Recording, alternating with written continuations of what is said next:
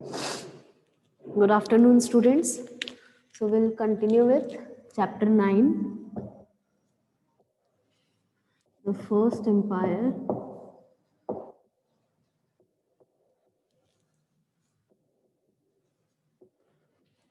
And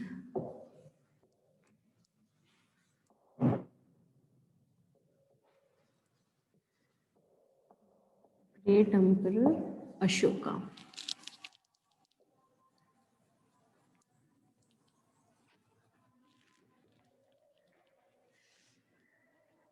Is there any question from the previous topic? Anyone is having any confusion from the previous topic?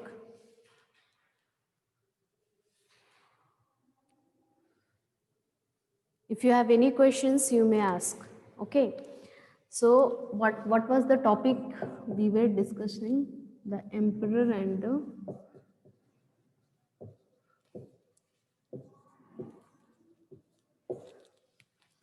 capital city.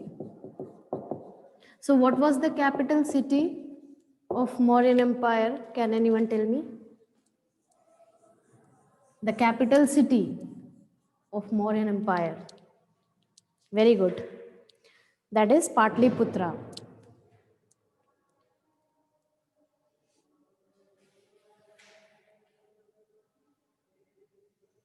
Yes, Patliputra was the capital of Mauryan Empire. Okay.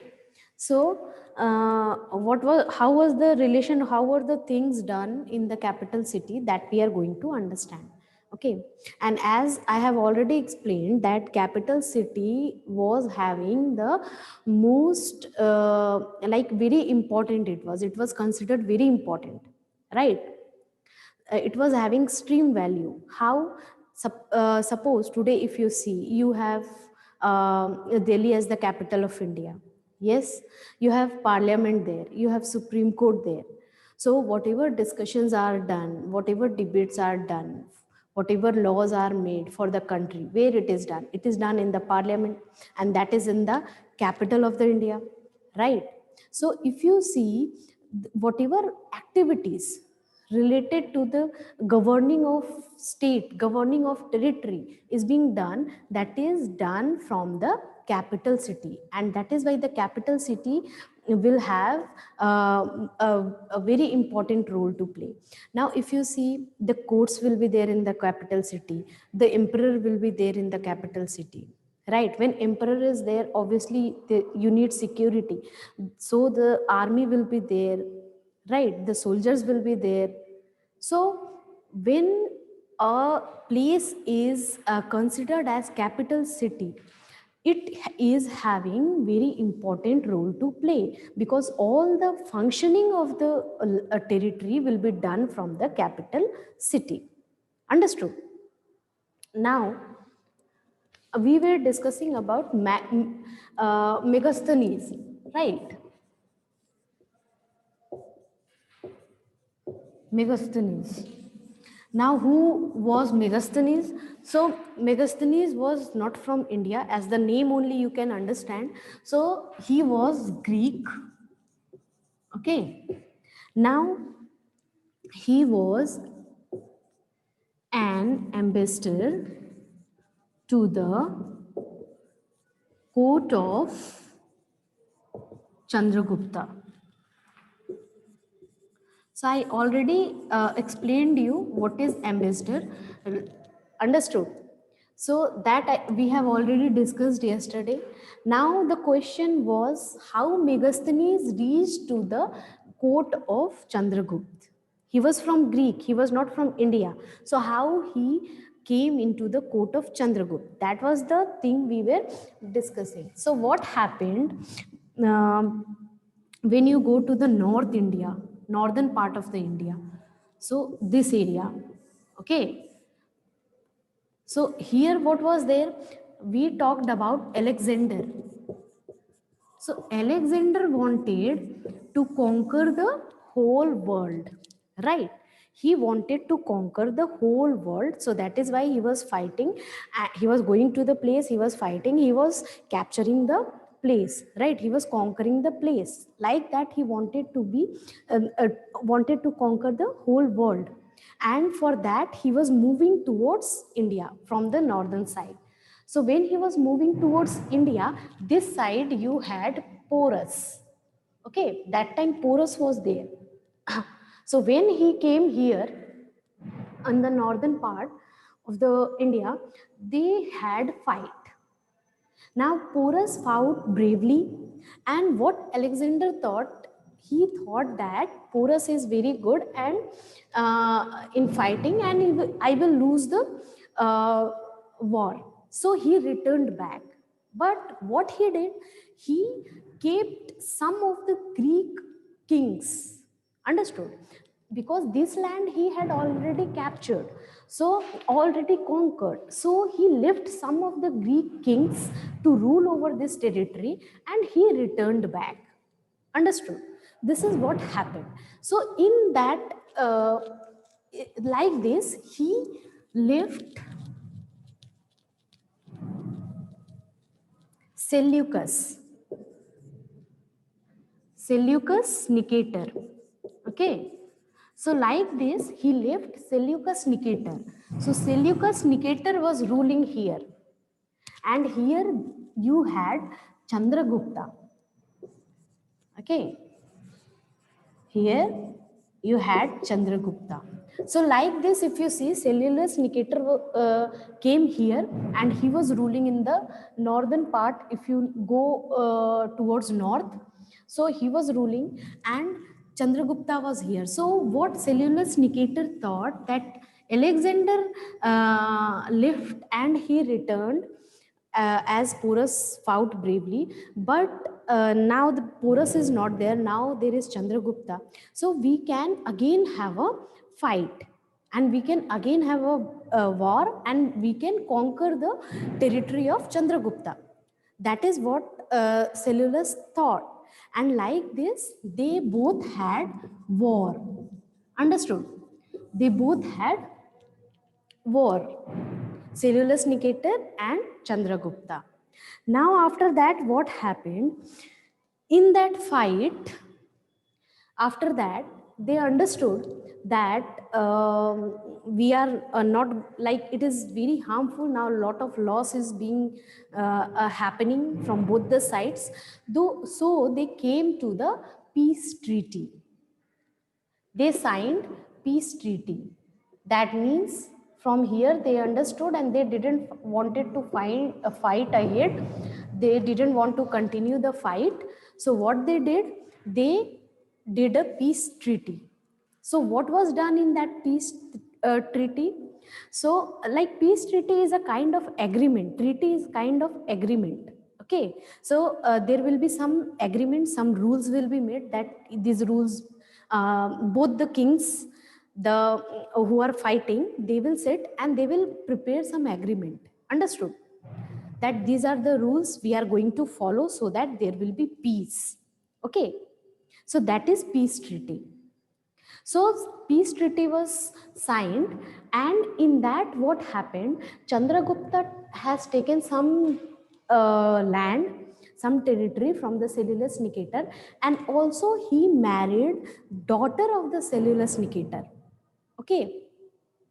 Now this was, if you see, this was a kind of political trick, that if what Chandragupta thought, if he will marry the daughter of Seleucus Nicator, he will be son-in-law of the Seleucus Nicator, and Seleucus Nicator will obviously not again attack on him. Understood? So like that, Chandragupta married the daughter of Seleucus Nicator, Helena. So with Helena, this Megasthenes came to the court of Chandragupta as ambassador. Now can you relate this whole story? How Megasthenes came to the court of Chandragupta? Basically, Alexander kept this Seleucus Nicator to rule in this territory, and Seleucus Nicator attacked on Chandragupta to take his territory. And in that, what happened at some point of time, both of them thought that we should go for a peace treaty because they didn't wanted to continue the war. So they did a peace treaty. In that, Chandragupta taken some land from the Seleucus Nicator. Also, he married his daughter Helena. Okay. So like this, if you see, Megasthenes reached the court of Chandragupta also, and basically the work of ambassador is to maintain the relationship. So he was maintaining the Indo-Greek relationship. Understood? Because Seleucus Nicator was Greek, right? And Chandragupta Maurya was Indian. So like this, Indo-Greek relation was being maintained by the ambassador Megasthenes. So this Megasthenes was there in the court of Chandragupta, and whatever he saw there, okay, whatever he saw, he written that in a book. Okay. So this is very important question, very, very important question. If you go to competitive exams also, this question may come. Okay. So he wrote a book named Indica. This you have to remember. Okay.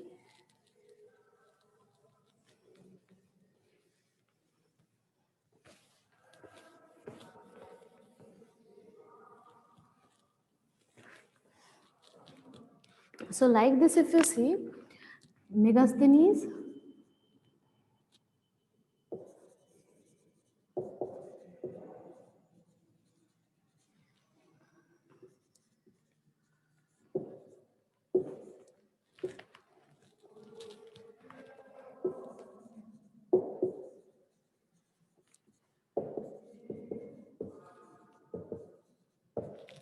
okay, so Indica was the book written by Megasthenes, and as you know, these are the sources of history. So these books which were written at that time, they give us the detailed knowledge of that time, what was happening that time, how the things were done that time. How we know all these things? Through these various sources of history. Okay. So Indica is a book written by Megasthenes, and he has written whatever he saw when he was in the court of Chandragupta. Okay. Any question, anyone till now?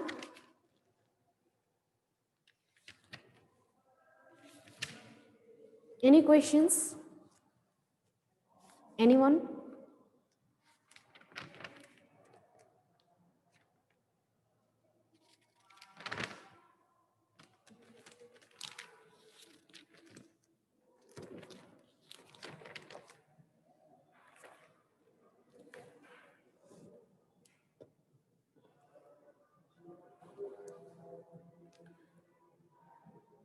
Also, there is one thing which I need to mention.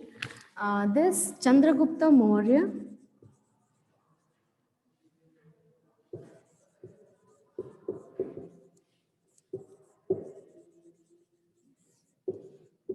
he married Helena. Helena was daughter of Seleucus Nicator. Okay. Also, he married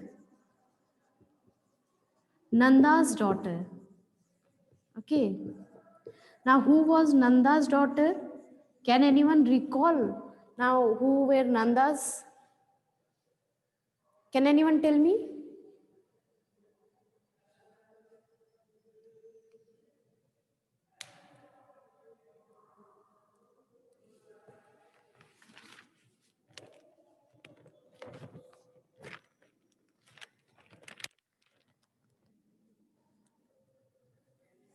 Bindusar was son of Chandragupta Maurya. Anshika, I am asking who were Nandas. Okay, Bindusar was the son of Chandragupta Maurya, who ruled after Chandragupta. Right.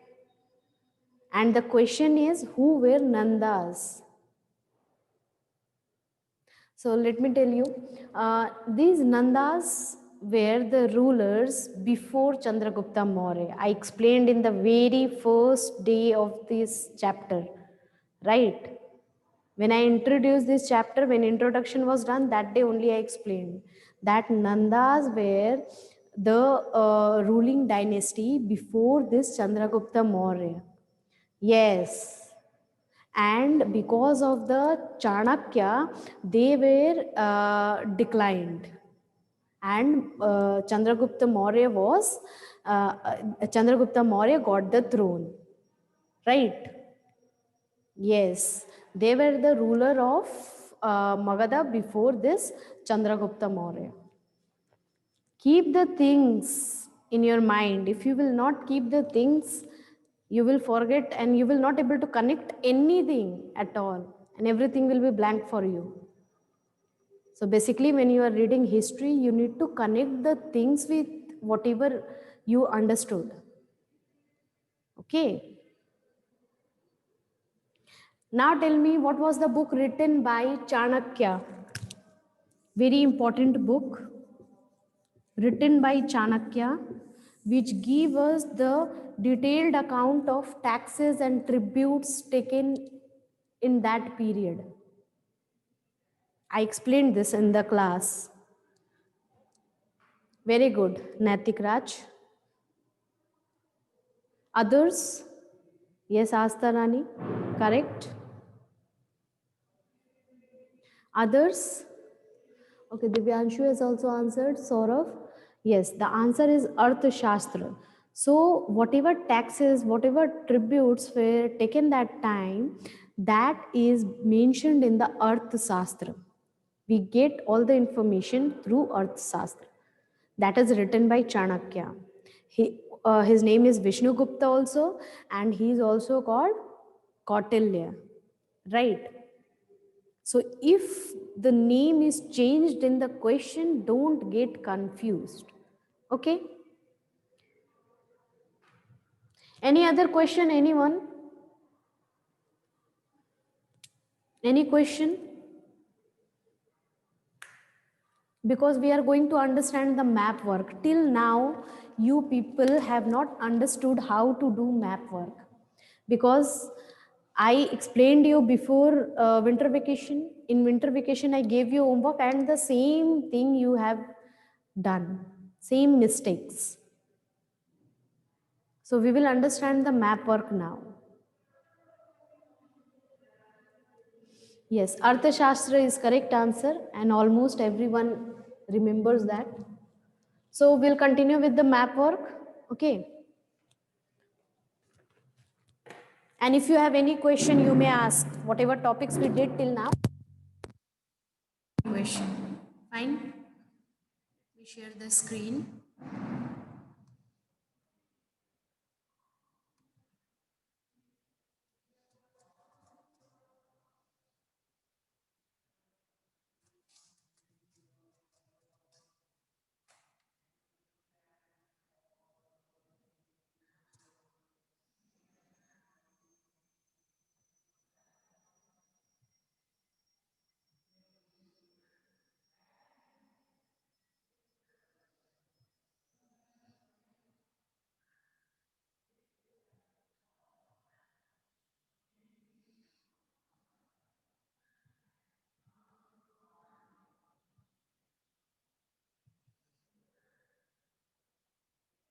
You all are able to see the screen.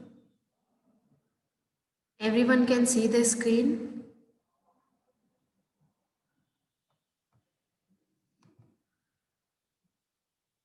Okay.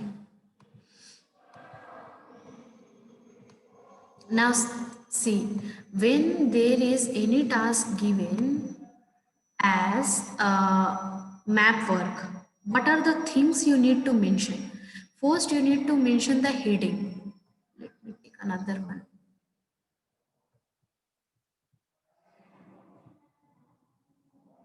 Don't do this, Namrata.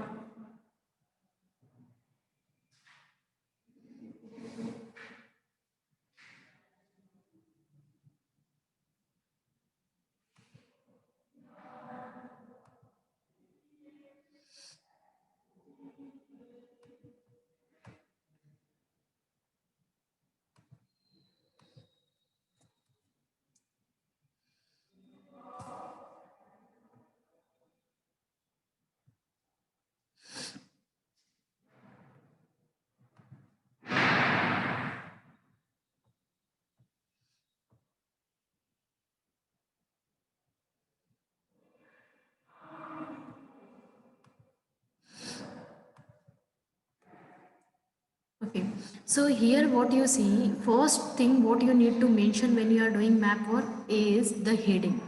You need to write the heading. Okay, like if I ask you mention the main capitals and regional capitals of Mauryan Empire, so you will write the heading Mauryan Empire, main capitals and regional capitals. Okay, so that you have to mention in the heading for what you have made the map.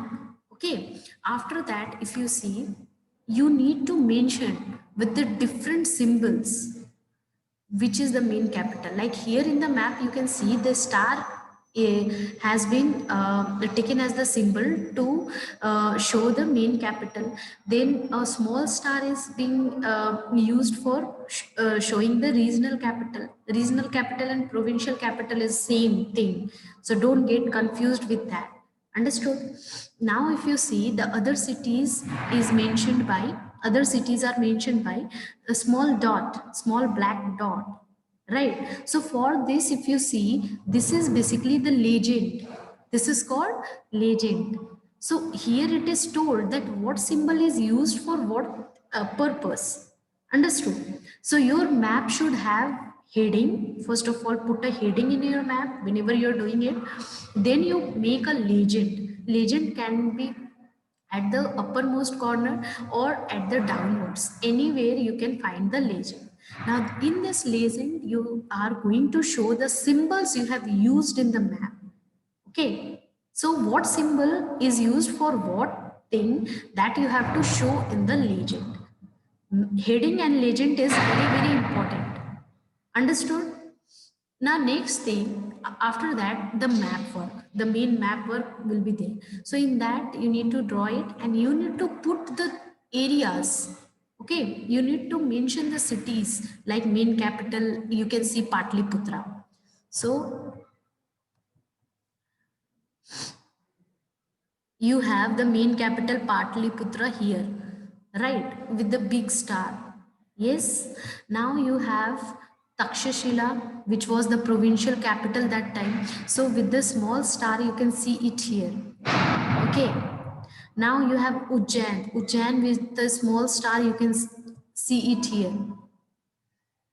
Other cities are there. Okay, so like this you need to mention the things.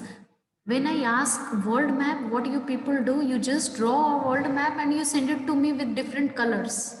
Now I don't understand what is this world map is for. There is no heading, there is no legend. I do not understand for what purpose you have made this. Okay. Now also if you see in the map, you can find the pillar edicts or pillar of Ashoka, that the topic we discussed that time. Okay.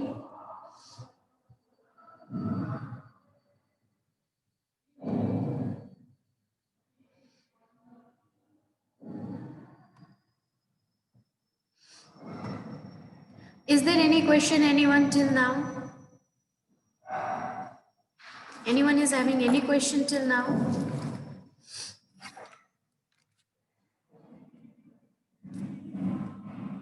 Because I will ask some questions from you.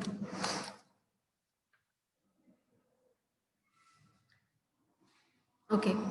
So you have understood all the topics. Now I'm going to ask some questions from you. Okay. So first question is, in what form tax was taken from the North India? Yes, Varsha, what question you are telling? I am not getting that. I am unable to recall that. Can you please write the question and send so that I can understand what question I asked yesterday? Please send it to me. Then I can recall. So your question is, in what form tax was taken from the North India? Answer fast. Today only we discussed. I got answer from Asta Rani and that is correct. Others?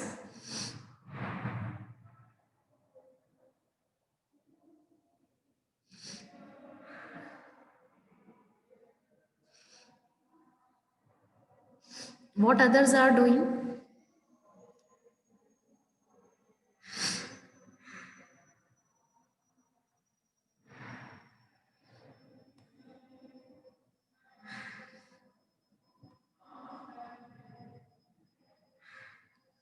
So tax was taken in the form of blanket from the North India. As you can see the North India is colder, right? It has cold climate, cold weather condition. So making of wool and making of woolen blanket or woolen clothes is being done in the North India. Right. So the taxes were taken in the form of blanket from the North India. But what about South India? In which form the taxes were taken from the South India?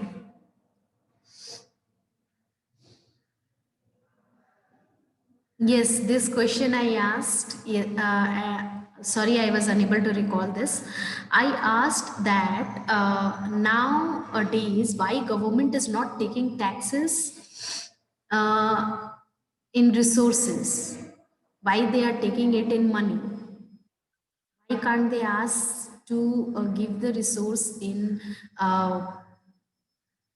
resources? Yes, Anshika, don't do this. So, Varsha, have you thought about this answer? Yes, Asta. Taxes were taken in the form of gold and precious stones from South India. So, anyone has thought about this answer? Why do we give tax in money today? Why don't we give tax in resources?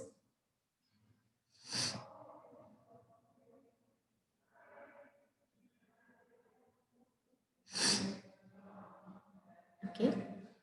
No one thought about this?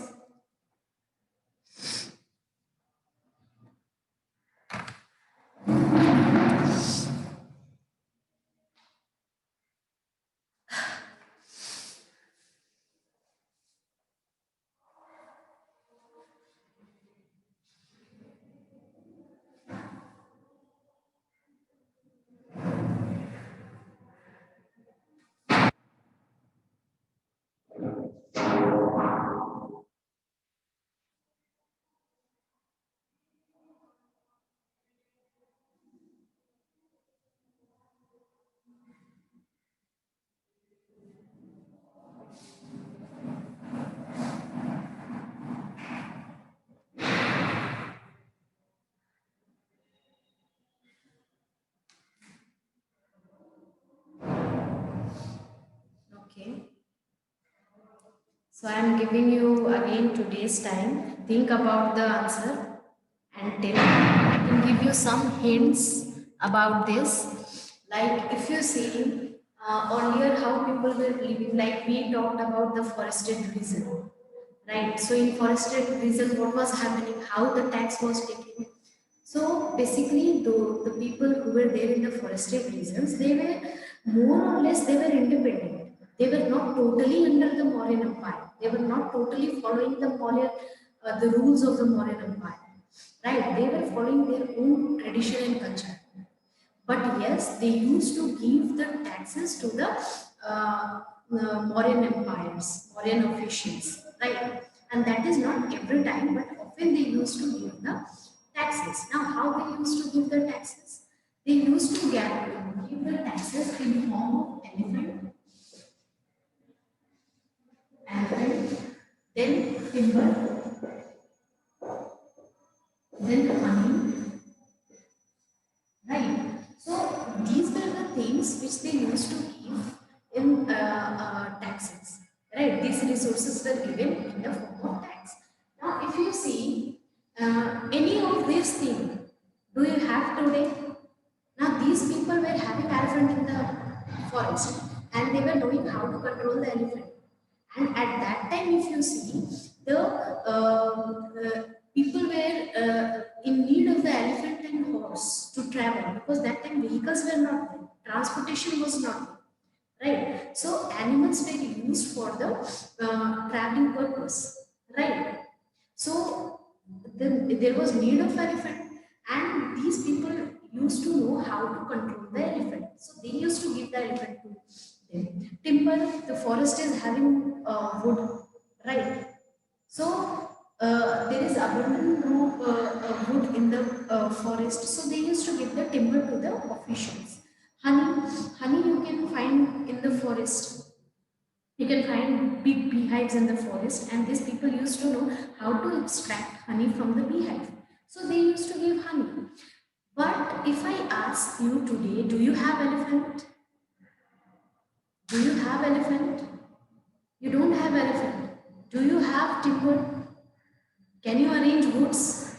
You cannot do that because the forest land is not yours. It is now government's property, right? You don't have woods so that you can give it in form of tax. Can you arrange honey? So at that time, these things were easily arranged by the people. They were having it, right? But today, if it is asked to give in resource, we don't have the resource, right? Do you can you prepare blankets? You cannot do that, right? If they ask you to give precious stones, you cannot give it. Do you have precious stones? You don't have. So at that time, if you see, the people were not having money, right? They were having more of the resource. So they were giving it in the form of resource. Today, if you see, the people are not having resources. So they are giving it in the form of money. Understood? So this is the difference. That is why today government is asking for money. Everyone is earning money and they are comfortably give money. They cannot arrange for resources. Right? So understood this point? Think about it more. Okay. Okay, thank you all for today. We'll continue in next class. If you have any questions, you may ask in the next class. Okay. Thank you.